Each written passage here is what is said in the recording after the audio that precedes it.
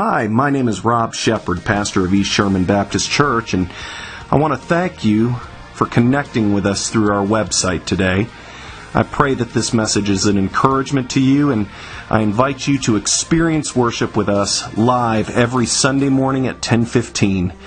East Sherman is a church devoted to knowing Jesus, growing in Jesus, and showing Jesus to others. May the Lord richly bless you as you listen to the preaching of His Word. In Exodus chapter 20, we have gone through some of the major benchmarks in the life and times of the nation of Israel. We've walked with Moses as he has heard God's call to deliver his people from Pharaoh. We've seen the Lord do miracles through Moses. We have been there with the children of Israel as they have marched through the Red Sea on dry land. We have heard from the Lord in the first 19 chapters of the book of Exodus. The Lord, your God, is the main character here. And here in Exodus chapter 20, we get the 10 Commandments delivered from the Lord to Moses, to the nation of Israel.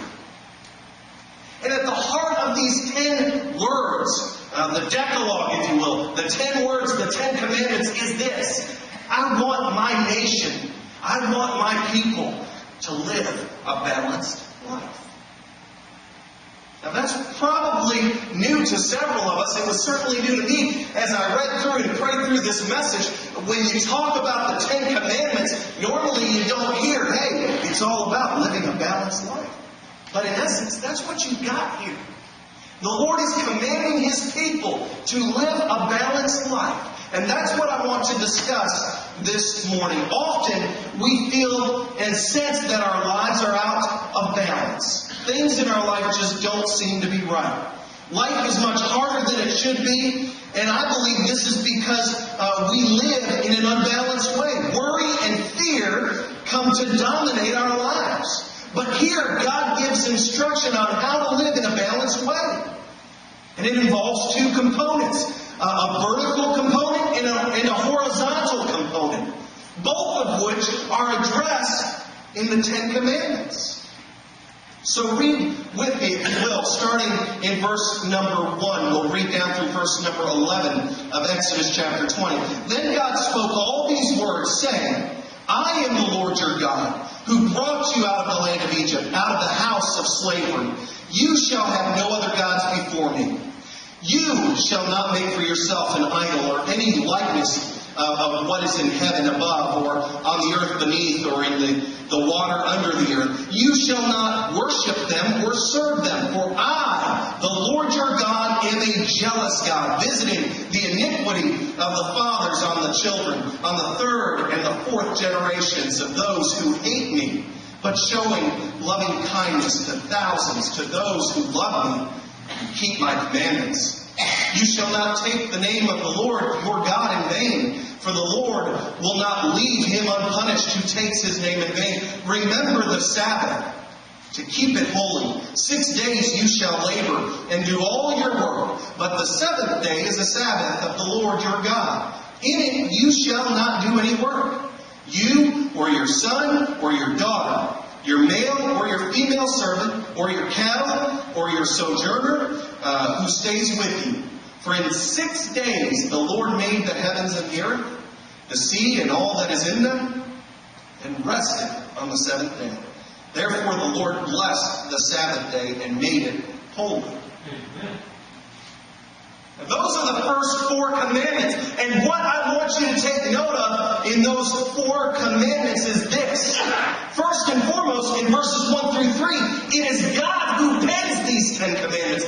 They didn't come out of the mind of Moses. Moses just didn't sit down and decide, okay, this will work well, so this will be a commandment. That may work well, so that commandment or that word's kind of on the bubble. No, the Lord Himself delivered to Moses these 10 commandments. Verse number 1, then God spoke all these words, saying, I am the Lord your God, who brought you out of the land of Egypt, out of the house of slavery. You shall have no other gods before me. Verse 3, who is the one who is penning business. God himself is penning these 10 commandments. They came from him. They originated with him. And if you look at the first 4 commandments, they are all about him.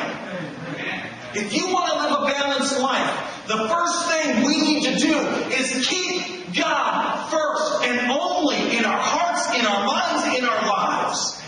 That is what these first 4 commandments are all about. All 10 commandments describe what entails proper worship and a proper relationship with God and others. And all 10 point to the type of behavior God desired and still desires today. They address the fundamental bedrock life issues for Israel. And they are God's answer for how his people can submit to his covenantal authority and impact the world around them. If you go on and read the rest of the commandments, which we will get into next week, you will see that over and over and over again, God stresses, hey, I want you to worship me only, and I want you to serve others. I want you to be kind and generous to others. I want you to be my ministers to the world around you. I want every nation to look at Israel and see that there is a difference when you worship the one true God as opposed to a dead idol or a dead form of religion. There is a distinction. There is a major difference between these 10 commandments, these 10 words, and what you saw in the ancient Near East during this time. And it starts with this. There is one true God.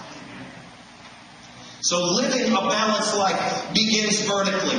We see in command number 1 that people are to be monotheistic. People are to be monotheistic. That is, worshiping one God only. Recognizing one God only. Verse 3, you shall have no other gods before me. Now, what does that tell us about God? What does that tell us about the God of the Bible? It tells us this. He is unique. He is one of a kind. There is no other like him. There is no other that can supplant him.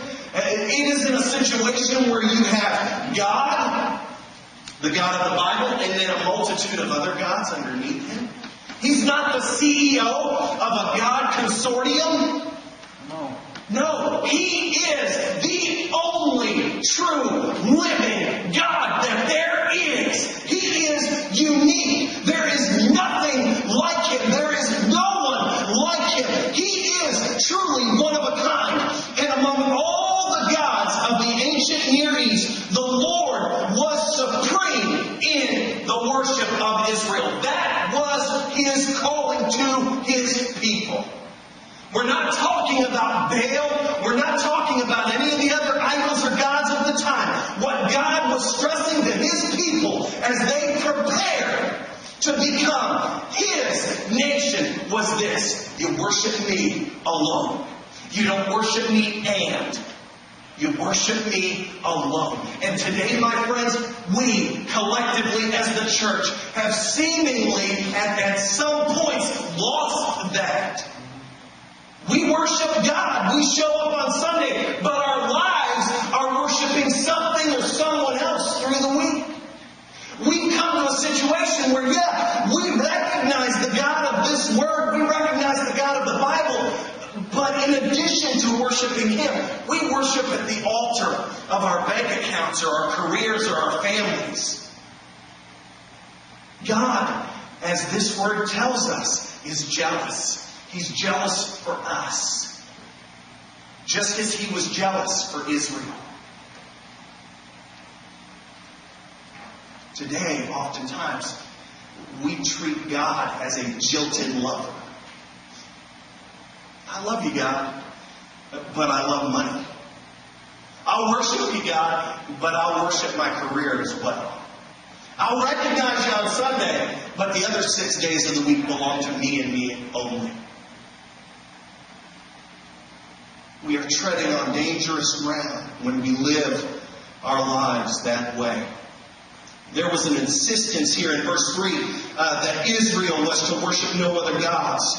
Not only was the Lord to be worshipped exclusively, but He alone existed among the quote-unquote small g gods of the time. Any god that can be conjured up in human imagination is unworthy of our worship.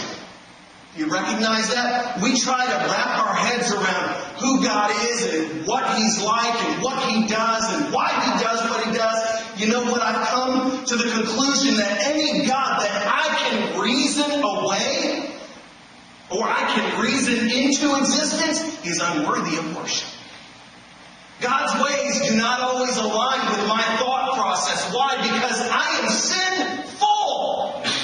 I am finite in my thinking. God is infinite. He is grand. He is massive. He is huge. He is beyond human comprehension. And here in verse number 3 of chapter 20, we see that God is greater or grander than any dead, man-made idol that there has ever been or ever will be. That's what's being stressed here in verse number 3. People are to be monotheistic. And then command number 2, in verses 4 through 6, we get this message. Don't make or worship any visual representations of the Lord. Look with me at verse number 4. You shall not make for yourself an idol, or any likeness of what is in heaven above, or on earth beneath, or in the water under the earth. You shall not worship them or serve them. For I, the Lord your God, am a jealous God, visiting the iniquity of the fathers on the children, on the third and fourth generations of those who hate me, but showing loving kindness to thousands, to those who love me and keep my commandments. The Lord is telling His people any attempt to depict God using images such as animals, which was common during this time, presents a distorted picture of His creation and rejects His means of revelation. God doesn't manifest Himself in a wooden carving or in a created idol. He certainly doesn't manifest Himself in the creatures of this world in that way. How does God reveal Himself? He reveals Himself in 2 ways. One of which is His Word. Second thing is His name. Think back to the calling of Moses through the burning bush. What did the Lord use to reveal Himself to Moses? How did the Lord communicate with Moses? He instructed Moses by His Word. And then He told Moses His name. Those are the 2 ways He revealed Himself to Moses. In our day and age, how does the Lord reveal Himself? Everybody say His Word. His Word. His Word is sharp. It is active. It is quick. It penetrates the heart and the soul of man. God reveals Himself today in His Word. Everything God wants you to know about Him and His creation is here.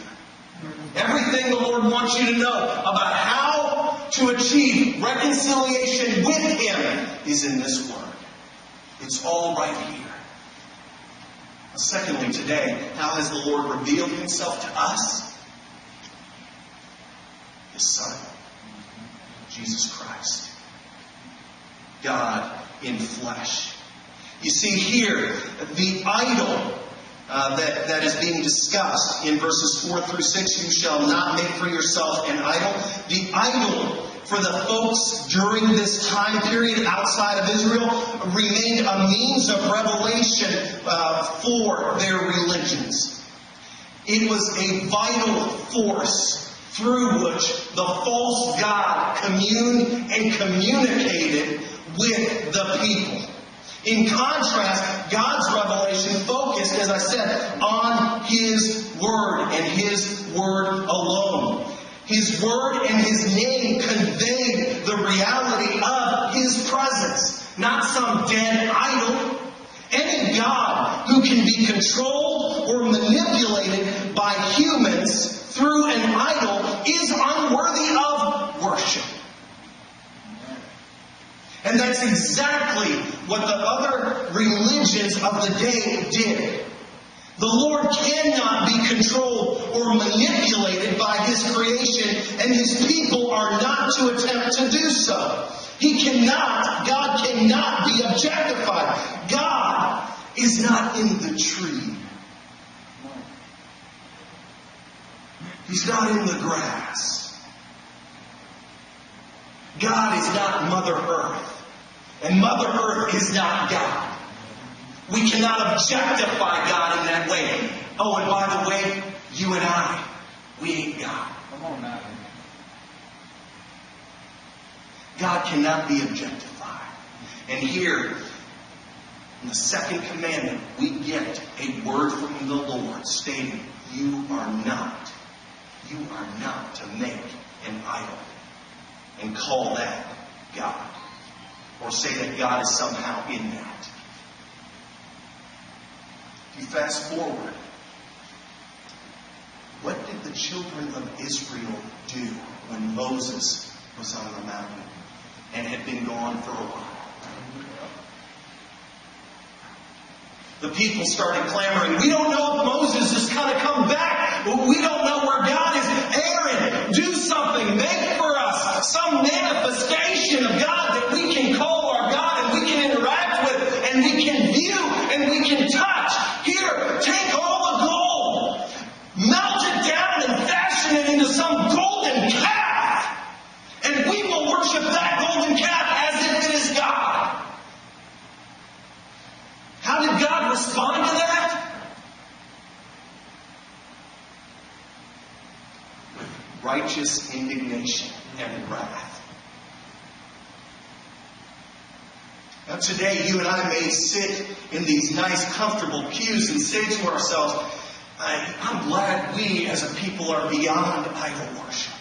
I'm glad that we don't believe that God can be conjured up in some sort of incantation to a metal object or to a golden calf. I mean, how ridiculous of those people. How could they ever believe such a thing? And we sit in judgment of them. I'm glad we've been enlightened. And you and I are no different. Your idol, my idol, may not be a piece of wood that has been carved to look like some dead god. It may not be a golden calf. Your idol, if you're a member of this church and have been here for a while, your idol may be this building. Your idol may be climbing that corporate ladder. Your idol may be religious tradition. If I show up 3 times a week, I'm good with God, God's good with me, and that's all that's required. No.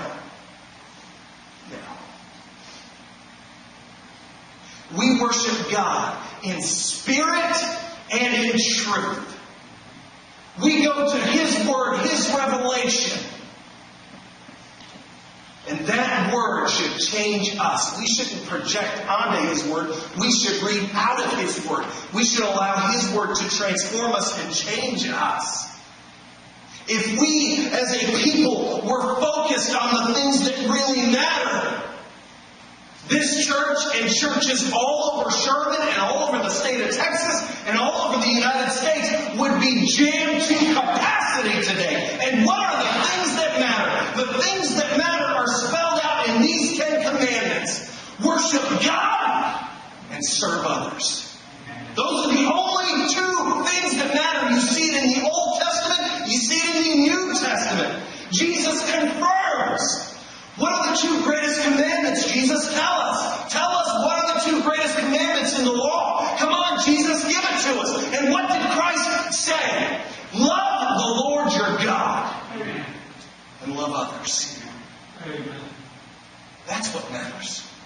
That's the only thing that matters.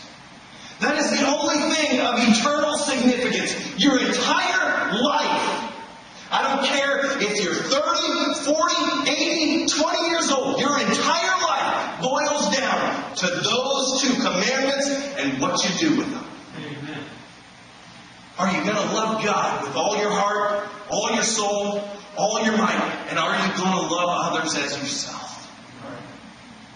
Everything else is window dressing, my friends. We've got to get that through our skulls. Everything else is window dressing. Command number 3. The Lord says this: do not misuse my name. Don't misuse the name of God. These represent verbal representations of God. Verse number 7, you shall not take the name of the Lord your God in vain, for the Lord will not leave him unpunished who takes his name in vain. Now, when you and I read that today, oftentimes this is what we think of. Better not use a curse word. Better not use the granddaddy of all curse words. And that's true. Don't mistake me. Don't get me wrong. That would certainly be a misuse of the name of the Lord our God. But the connotation here runs deeper than that. The word vain here means emptiness, nothingness, vanity in the sense of being ineffective or lacking in purpose. There is an emptiness of speech associated with this command. What the Lord was getting at here is simply this. It is a prohibition. This command is a prohibition of any magical use of the Lord's name in worship. It is a condemnation of using God's name to manipulate or to conjure up for one's own ends, for one's own gain. Think of a genie in the bottle, right? We've all heard the stories. Aladdin. Think of Aladdin. Aladdin rubs the lamp. Out pops Robin Williams. Out pops the genie. You got 3 wishes. All right. In order to conjure up that genie, all you got to do is rub the lamp. And he'll grant you 3 wishes. That is not our God. You can't attempt to manipulate him through some verbal use of his word. You can't contain him. You can't box him in or hem him in. When you and I are in a desperate situation and we haven't prayed in years, yet in that moment, in that desperate situation, we start saying, God, save me! God, save me! God, save me!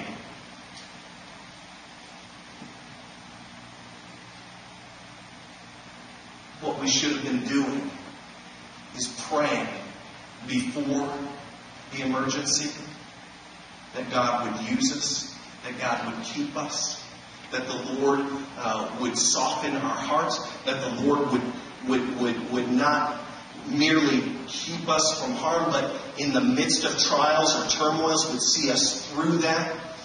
We need a deeper relationship and understanding with who God is and just who He desires for you and me to be.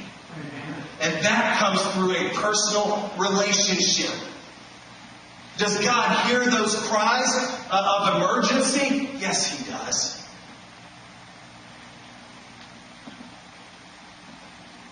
We try to bargain and barter with God. Lord, you get me through this, I'll go to church on Sunday. How about that? Lord, if you deliver me from this situation, I'll start serving you.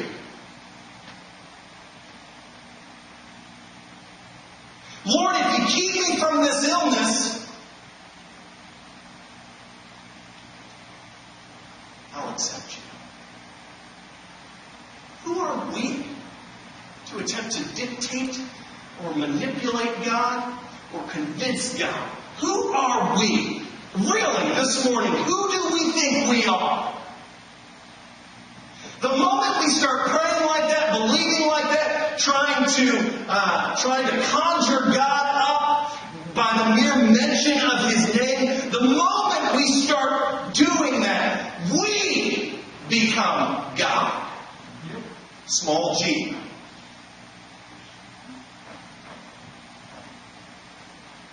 We are not to misuse His name. We are not to curse His name.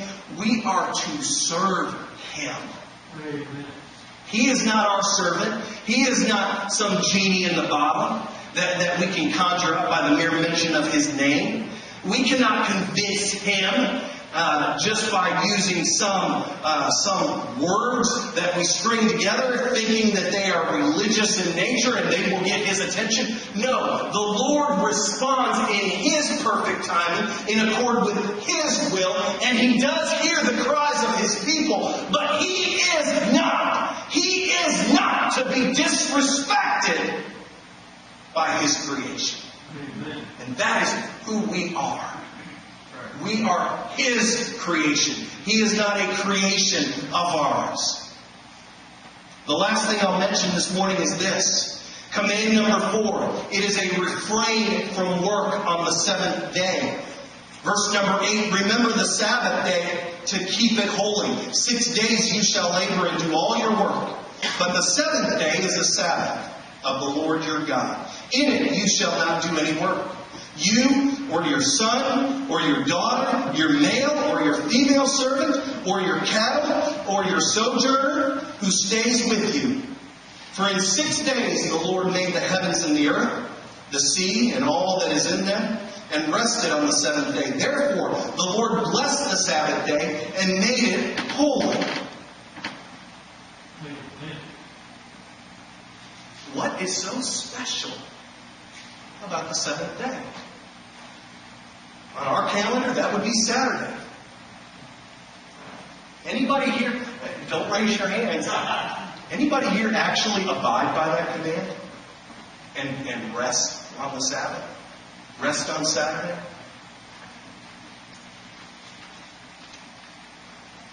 I'll be honest, I don't.